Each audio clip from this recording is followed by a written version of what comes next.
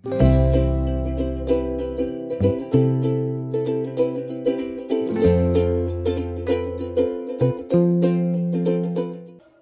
నమస్కారం. December 2027 current affairs.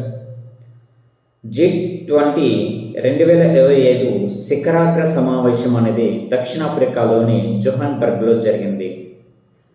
Booker prize 2025 winner David Szalay. Bharat మరియు నేపాల్ మధ్య సూర్యకిరణ్ 2025 సైనిక విన్యాసాలు పితోర్ఘర్లో జరిగాయి. సో ఈ 3 క్వశ్చన్స్ కూడా చాలా ఎంతో విలువైనది కరెంట్ అఫైర్స్. అలాగే ISRO latest launch LVM-3 rocket ద్వారా బ్లూ బర్డ్ బ్లాక్ 2 ఉపగ్రహాన్ని విజయవంతంగా ప్రయోగించడం జరిగింది. భారత్ న్యూజిలాండ్ మధ్య స్వేచ్ఛా వాణిజ్య ఒప్పందం FTA కుదిరింది. న్యూజిలాండ్ ప్రధాని క్రిస్టోఫర్ లక్సన్ దీన్ని అధికారికంగా ప్రకటించారు. అదేవిధంగా ఈ 2 వీటిలో కూడా చాలా విలువైనవి. సో వ్యవస్థీకృత నేరాలు, ఉగ్రవాదాన్ని అరికట్టేందుకు కేంద్ర ప్రభుత్వం మొట్టమొదటి జాతీయ ఆయుధాల డేటాబేస్ను ప్రారంభించింది. సో ఇది చాలా ఇంపార్టెంట్. లఖన్పూర్లో మాజీ ప్రధాని అటల్ బిహారీ వాజ్పేయి స్మారకార్థం రాష్ట్రీయ ప్రేరణ స్థల్ను ప్రధాని నరేంద్ర మోదీ ప్రారంభించడం జరిగింది.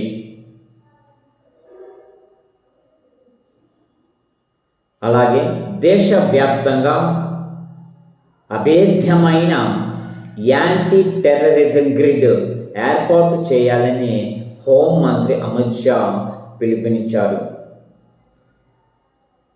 శ్రీలంకపై భారత్ ఘన విజయంతో హర్మన్ప్రీత్ కౌర్ అత్యంత విజయవంతమైన మహిళా T20 కెప్టెన్గా రికార్డు సృష్టించడం జరిగింది.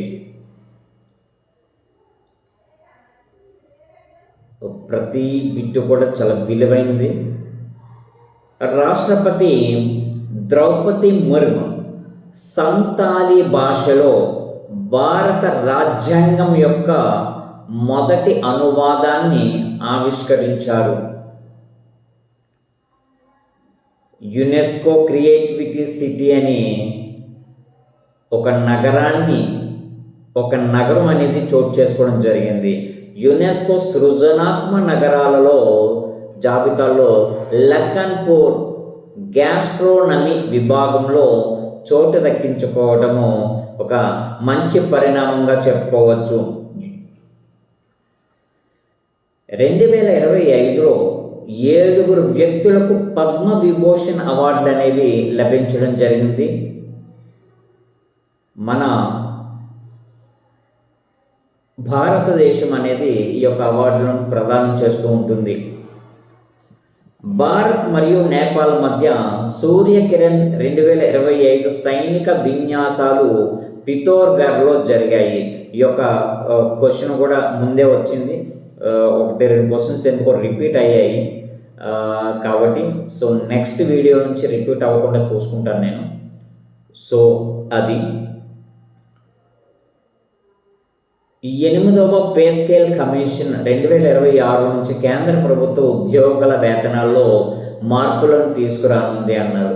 ఇది అంత ఇంపార్టెంట్ కాదు, బట్ ఇది కూడా సో మార్పు ఎన్నో పే స్కేల్స్ ఈ యొక్క 8th పే కమిషన్ అంటే కమిషన్స్లో భాగంగా సో ఈ బిట్ అనేది అడగడం జరుగుతుంది. వైభవ్ సూర్యవంశీ ప్రధాన రాష్ట్ర బాలల పురస్కార్ వైభవ్ సూర్యవంశీ అనే బాలుడుకు ప్రధానమంత్రి రాష్ట్రీయ బాలల పురస్కారం 2025 అందుకోవడం జరిగింది. వైభవ్ సూర్యవంశీ ఈ యొక్క పేరేంటి? వైభవ సూర్యవంశీ అనే ఒక విద్యార్థికి. ఒడిస్సా ఇన్నోవేషన్. ఒడిస్సా ఒక కొత్త ఇన్నోవేషన్ మొదలుపెట్టడం జరిగింది. ఒడిస్సా విద్యార్థులకు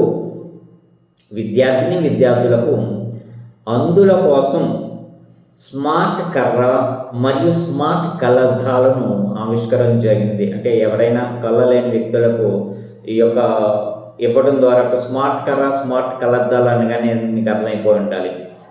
స్వచ్ఛాంధ్ర 2047 లక్ష్య సాధన కోసం ఏపీ సీఎం చంద్రబాబు నాయుడు గారు 10 మిషన్లను నిర్దేశించడం జరిగింది. అలాగే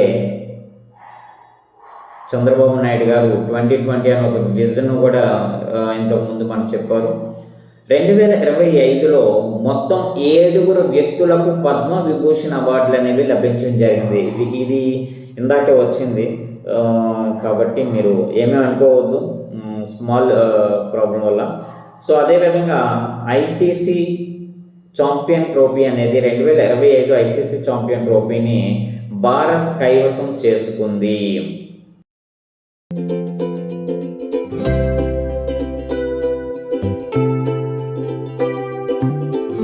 ఈ వీడియోను చూస్తున్నటువంటి మీ అందరికీ కూడా చాలా చాలా థ్యాంక్స్. ఇక నుంచి మీకు నచ్చే, మీరు మెచ్చే అటువంటి వీడియోస్ను మీకు ప్రొవైడ్ చేస్తాను.